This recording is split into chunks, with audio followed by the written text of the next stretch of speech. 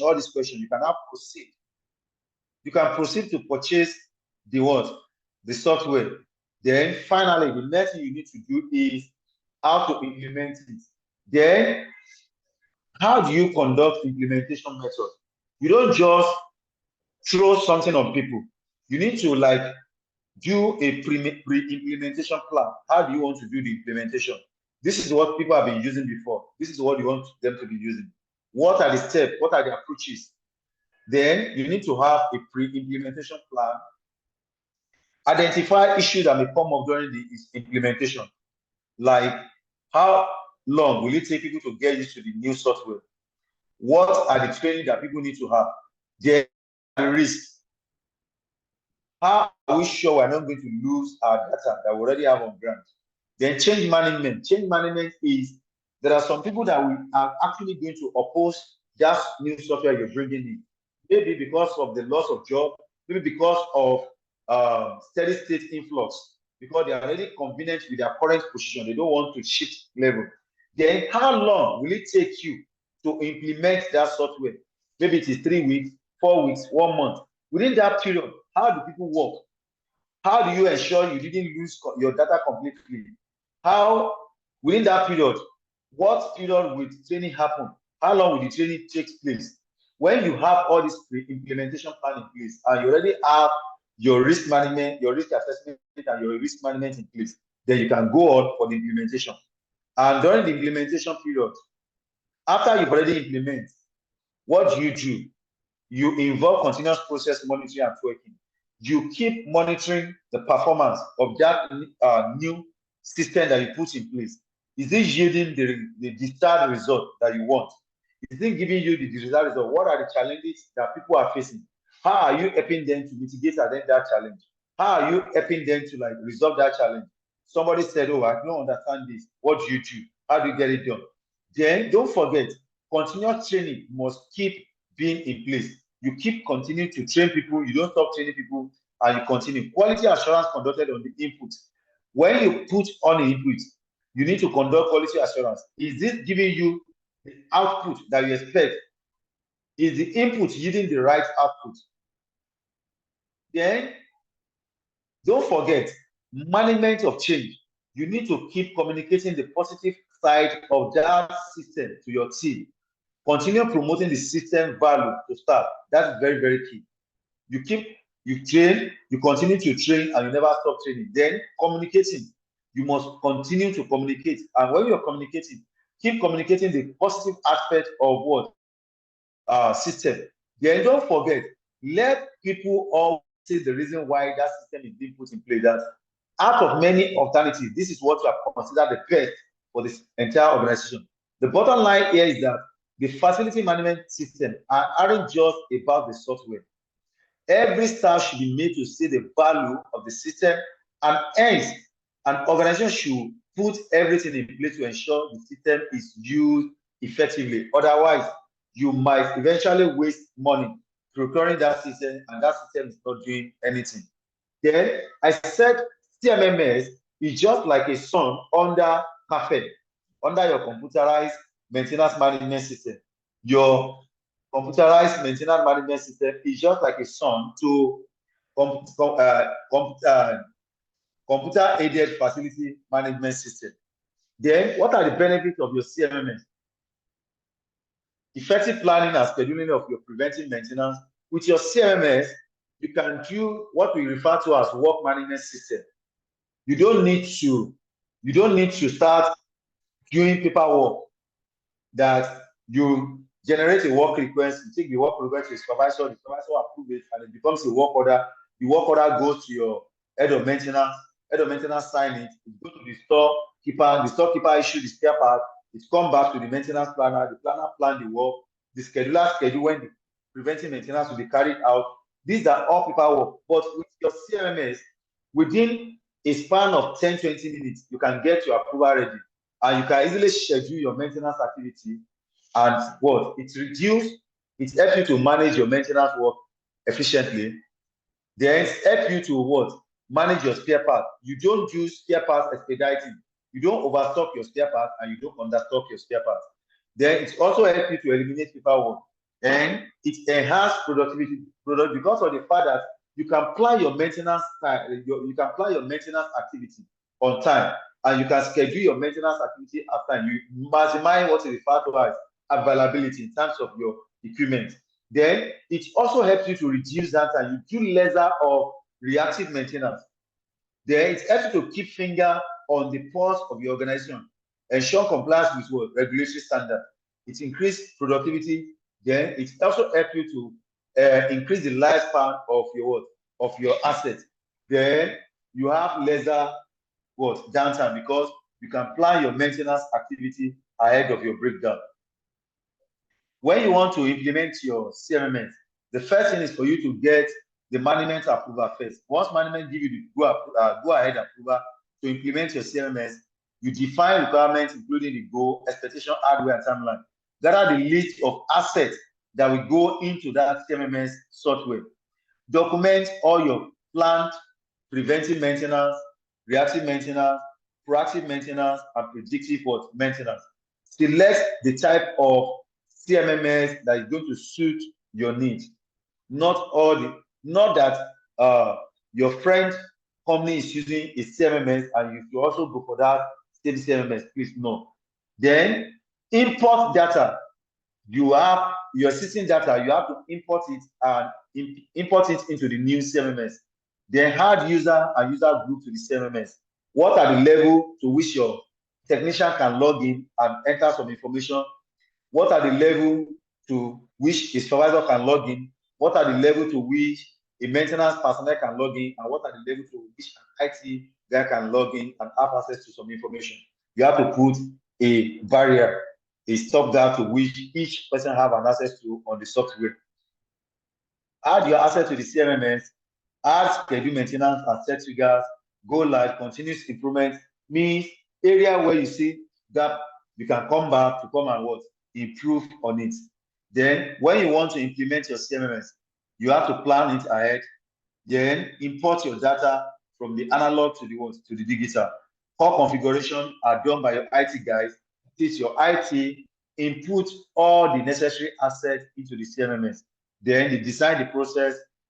Then they do what is referred to as practical testing before you launch that system out. Then after that, you need to keep managing the result. Don't forget, you need to keep training your team on how to use it. Then what are the challenges you may encounter when you implement your CMMS? Features and function. Features and function means in a normal physical scenario, you can easily understand a pumping machine when you see a pumping machine. But on that software, there must be a feature or a function that is being used to represent a pumping machine. So these are areas where training comes into place, that you need to train your staff on how to identify all these features and functions. The system must be flexible enough that a technician can easily use it. Not that they have to become an expert in computer operation before they can go use that system. Interface capability. Interface capability is that if you have a digital system in place and you want to interface this digital with the new system you are having, it must be in such a way that the new system you are bringing in must be able to accommodate the old system you have on ground, and at the same time still leave room for additional. Then system security. How secure are your information with the new digital system you have in place? Is your information secured or not secure? These are all factors you need to consider. Then data security, because the data is very, very key. So the difference between CAFM and other FM systems. Other FM systems are your CMMS, your SAP, your Unico, and all those stuff. Not to confuse computerized management system with CAFM. Consider an office in the workplace, in the workplace, ensuring that the office is properly inspected, maintained, and repaired is a CMMS activity. But the knowledge about the staff, the office content, chair, table, locker, desk, phone, including the movement from one office to the other, are completely CAFM activity.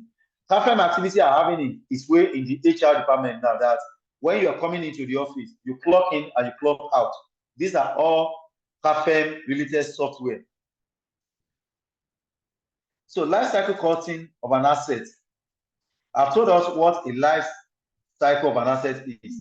We are talking about life cycle costing, managing an asset, developing an asset management policy, and integrated is an integrated and multidisciplinary approach is recommended while developing this policy. I said it must not be a unilateral decision. Not just that Mr. Emmanuel is deciding that, oh, this asset must spend 30 years, this asset must spend 75 years or 7 years in operation. It must be a multidisciplinary in the fact that it must involve a finance expert, a facility management expert, a asset management expert, or possibly the head of department or the MDC of that particular company. Clear direction of asset management to ensure service delivery needs form the basis of asset management. A life cycle approach incorporated to asset management, and because of what? Sustainability. What are the benefits of that strategic approach to asset management? One, better allocation of resources, improve alignment of assets with service and organization expectation, better integration of asset planning and service planning and asset planning, improve processes and accountability for capital and recurrent work, more effective use and maintenance of what? Assets. Proper disposal of an asset. This is part of asset management, which has to be what? Form part of what? Your asset management policies and strategies. What is asset disposal? That is talking about your decommissioning and a plan that documents the activity and cost associated with disposal of an asset. You can dispose of an asset and still recoup money, and you can dispose of an asset and still spend money. Generally, part of comprehensive asset management plan. Any activity associated with the disposal of a decommissioned asset, such as selling, demolition, or relocation, has to be what? Planned. An asset disposal plan should include forecast of the timing for future asset disposal. So when you're saying an asset should spend 10 years, then what will happen to that asset after 10 years? Are you selling off that asset? Are you giving out that asset, or you are disposing of that asset? When you want to dispose of, where are you disposing of that asset? What is the environmental implication? What are the safety approval you need to put in place? These are all proper planning for asset disposal. Should include forecast of the timing for future asset disposal.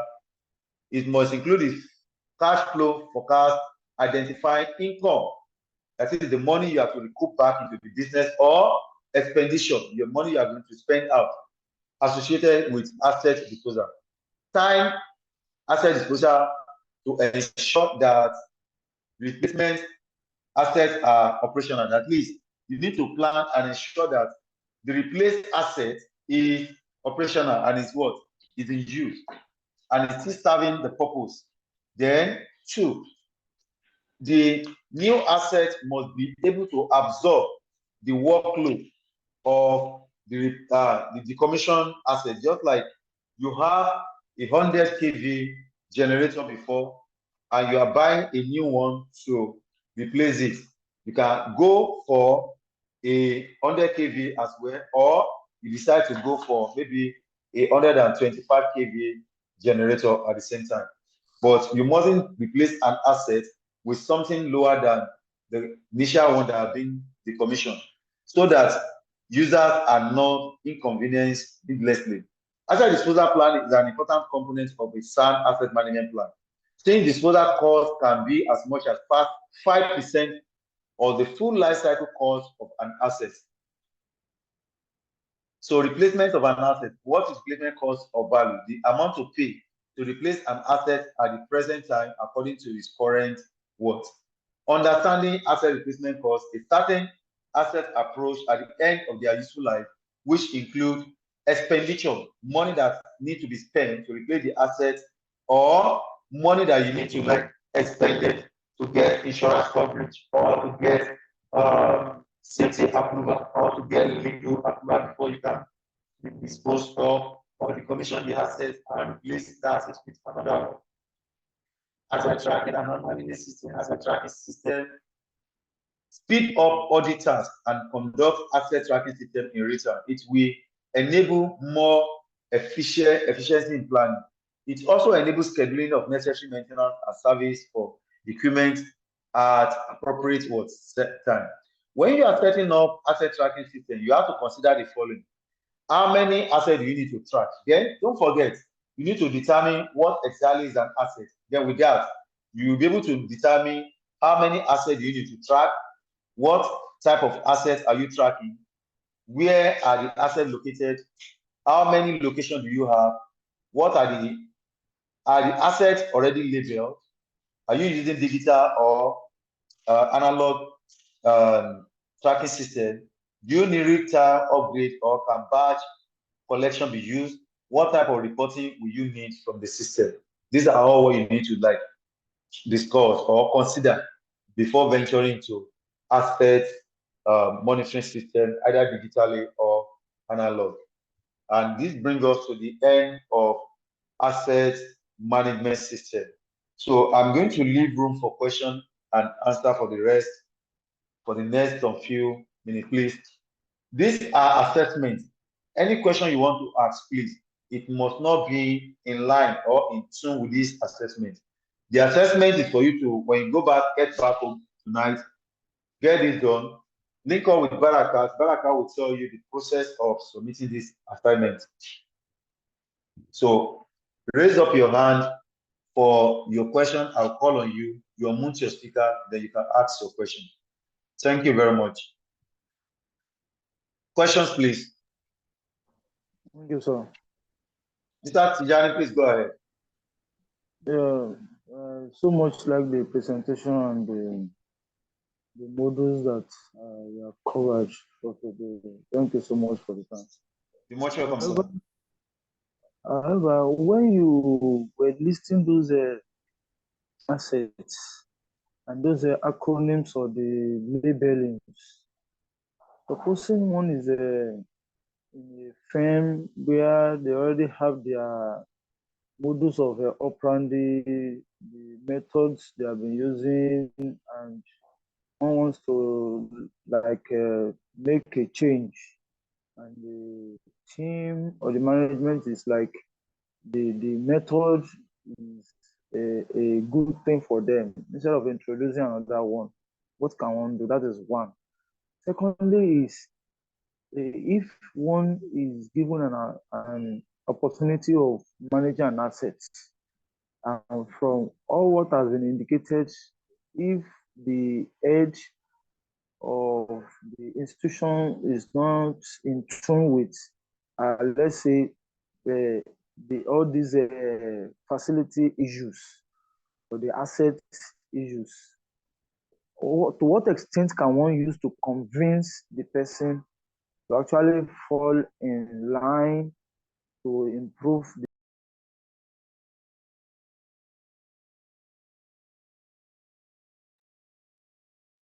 Hello? Yeah, Mr. Tijani, if you can hear me, please go ahead. I think I've raised two questions. Okay, please. The network went off, so come again with your question, please, sir. Okay, I said the first one. Supposing in an organization with all one's efforts to ensure that new method is introduced and one wants to ensure that there is a bit of a change, but the organizational head feels that what they have been using, as in their modus of operandi, is even better, that they should continue in that way. What can one, or what method can one use to ensure that this issue that we have just learned today is put in place in such an organization? Then the second question is, I want to look at a scenario whereby in putting an organization into the right perspective, what method can one use to say, okay, there's no facility manager in that company, and one is employed or one service is needed, and one is trying to put some things, all this teamwork of a thing. Some people will believe you want to take over some things from them like that. So I want to look at what compliance method can one use to actually see that those things are favorable for the company. Yeah, the first thing is that if the facility management company already has a process or a policy in place that they are using, there is little or nothing you might do. But at times, presentation matters in whatever we're doing. The way you present the system to them will determine if they are going to buy it or not. Because somebody will tell you that even the one we have on ground, you have not been using it. So what is the guarantee that the new one you bring in is actually going to work? So that is one. Then the second thing is that you're saying that please come again with the second question. I said, if one is like the company does not have a way of doing the facilities or the assets, but one is bringing an idea to ensure that they are complying with the right regulations. What method can one use for them to actually imbibe with such? The only advice I will give you is, if they don't have a facility, an asset register in place, the first thing you need to do is, if you get to that kind of organization, the first thing is for you to find a means of setting up one. Okay. You must set up an asset register. You must set it up immediately. And don't forget, the way you present this will determine if the company will actually buy it or not. You need to let them know the purpose of having an asset register in place. There's no any organization that you will tell them the purpose and the benefit of having an asset register in place that will tell you, and they will tell you an outright no. Because they also want to capture whatever they have, and they want to know where those assets are at a particular time. So that is very, very key. You need to sell off the purpose of that particular asset to them. That is very, very key. If you don't let them know the purpose, you might not get it right. Thank you, sir. But once you allow them to know the purpose of that asset register, then it is easier for them to abide and to accept it. Thank you, sir. Okay, Mr. Franklin, please go ahead. Okay. Good evening. Good evening, Mr. Thank you Franklin. for the lecture. Thank you, everyone. Good evening. All right. So I want to ask, in the process of preparing an asset register, you said we'll Hello, Mr. Francis, you're breaking. Have to get the decision value. Now, each company has their, each accounting or company has their. Okay, can you hear me? I can hear you now. It's better now. Hello, sir. You are better now. Okay, can you hear me now? Am I clear? I can hear you clearly. You're audible. Okay. You talked about in the cost and asset register, we need to get a few things. One of them is the depreciation value of the assets. Yes. That's the yearly or the monthly depreciation value. Now, yes. Each company has their own separate depreciation method, how they calculate theirs. Sure. So do you get the value from the accounting sector, or is there a formula the facility manager has to use to get his own value? The depreciation is completely an accounting job. It's completely an accounting job. It's not your responsibility. That is the scope on accountant. But one of the reasons why an accountant can walk up to you to confirm some information is that the only information you keep at your end is your history card, in which you have the detail of amount of money you've been spending on that particular asset. Then your asset register as well. you also be the one that Okay. will develop the asset register as well. That's your core responsibility.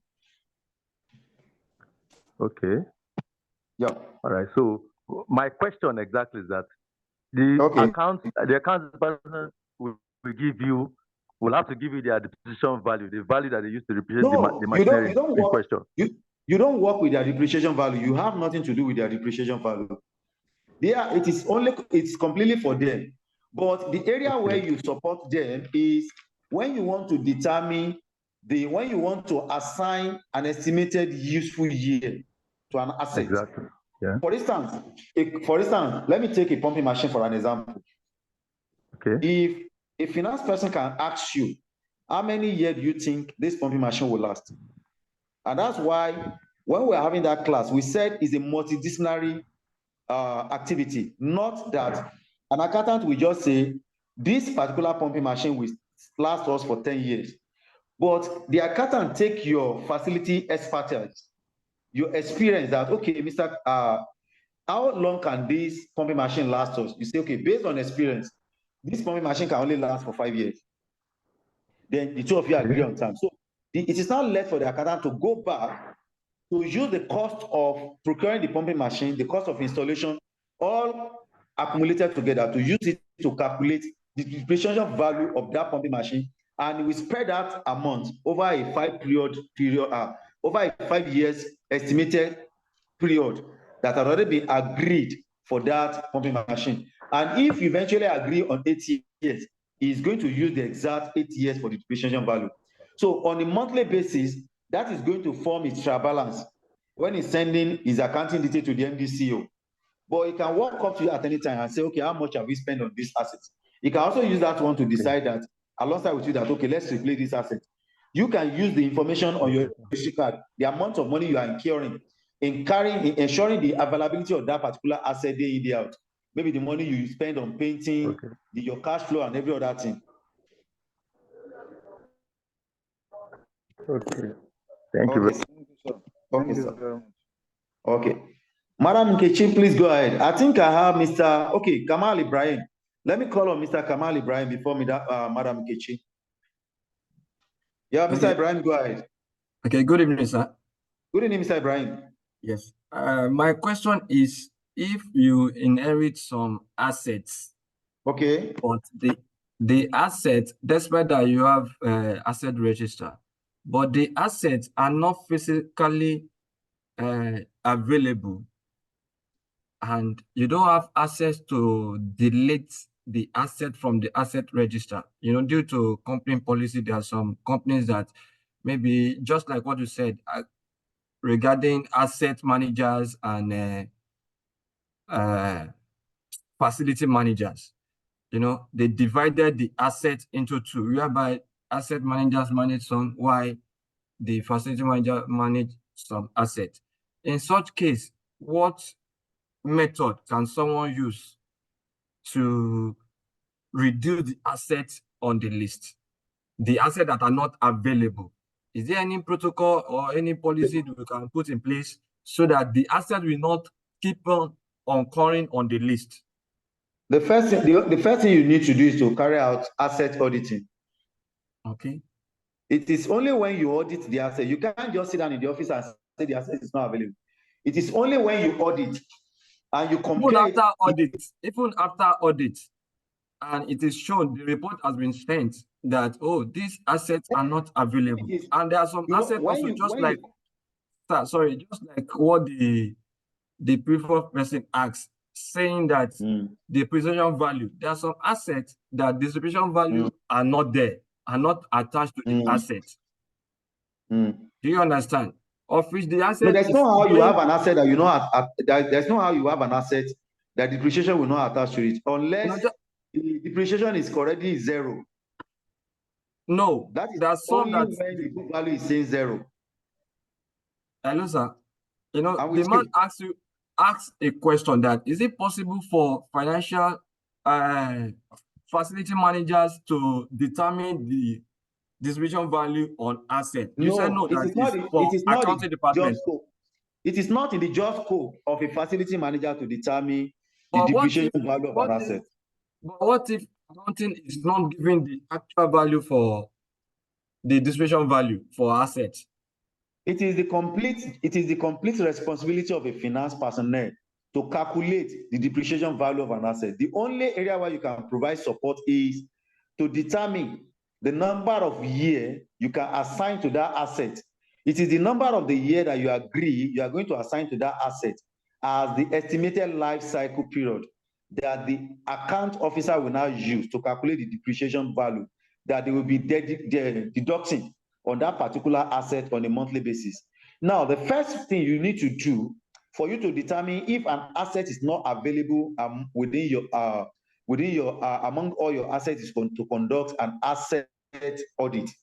When you conduct an asset audit, you now compare it with the current register you have on ground.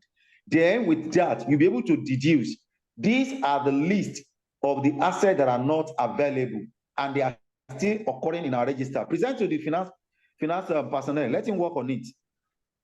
So that it helps everybody, so that at the end of the day, when you want to do your budget, you won't budget for assets that are not available within your list. You only budget for assets that are available on your list. And if peradventure are being asked, why didn't you budget for this? Sir, the last audit we carried out, these assets are not physically available and they cannot be found anywhere. And I can't provide budget for an asset that is not available. That's the way to do it. Okay, another question, sir. Okay, go ahead, sir. Yes, maybe the depreciation value of an asset is 0. Okay. And the asset is still in use. Is it possible to recommend for a replacement based as on long as the asset is still serving and the maintenance cost that the asset is dropping is not huge, why not? It can still be in use. But when you consider the cost of maintaining that asset and it's almost equivalent to the cost of procuring a new one, it is of economic advantage to make a replacement, to make recommendation for a replacement. Okay. Okay. Thank you. Yeah, Madam Nkechi, please go ahead. Okay, I'm just curious about an exercise that took place in my place of work a while ago. So there were a lot of items, photocopy machines, printers, a lot, ego chairs, you know, and they were already tagged as junk. Well, a team of people were, you know, asked to do a physical verification of those items. Already the company was going to dispose of them, but it took them months because the items were a lot. So I'm curious to know why they had to, you know, spend all that energy, to carry out something that is already junk. Yeah, you actually call it a junk, but the reason why they have to take up that time is because each of those assets, there are some that might still have some depreciation cost on them, and there are some that is already 0 on the book value. So if you are selling off an asset that is still having a depreciation value on it, the money you recoup back, we just pay some little token out of that depreciation. So the new one you are buying in to come into place, you still have to add the outstanding depreciation to the new cost of the one that is coming in. So you want to know the one you are going to actually move out of your asset list, and the one that when you buy another one to replace it, you have to add the money of the cost of the new one to the cost of the existing depreciation you have already on your system. That's the reason why they have to dissipate that kind of energy and time to make sure they didn't make any mistake. They didn't leave any stone unturned. Okay, sir. Thank you. Yeah. Mr. Kamara, I can see you're raising up your hand again. Please go ahead. Yes, I have another question. The question is, if the maintenance cost on a particular asset is almost the same as acquisition cost of that asset, but the depreciation, there is still a depreciation value on that asset, is it possible to dispose, or we still continue using that asset? If you can, if that asset is still in good shape, you understand me? Yes. You can. But like you already said, if the cost of maintenance or revamp or whatsoever is almost equivalent to the cost of acquiring a new asset, the best thing is for you to pull out that asset, decommission it. If you can recoup some money out of it, fine. recoup that money, get that asset procured, and put it into use. It helps you a lot. The only thing is that the outstanding depreciation value will be added to the current depreciation value. Okay. Because at the end of the day, if you want to keep that particular asset within your asset, you might be incurring what you refer to as liability. Okay, sir. Yes, okay. I'm fine. Okay. In the absence of no question, should we call it a day? We meet again on Friday, 5 o'clock for facility condition assessment. Okay, sir. It's fine. Thank you very much, everybody. Thank you so much. sir. Thank you very much, sir. Thank you, sir. Enjoy the rest of the week. Thank you, sir. Thank you. Yeah, good Good night, night, everyone. everyone. Thank you. Yeah. Thank you. Yeah. This one is good. All right.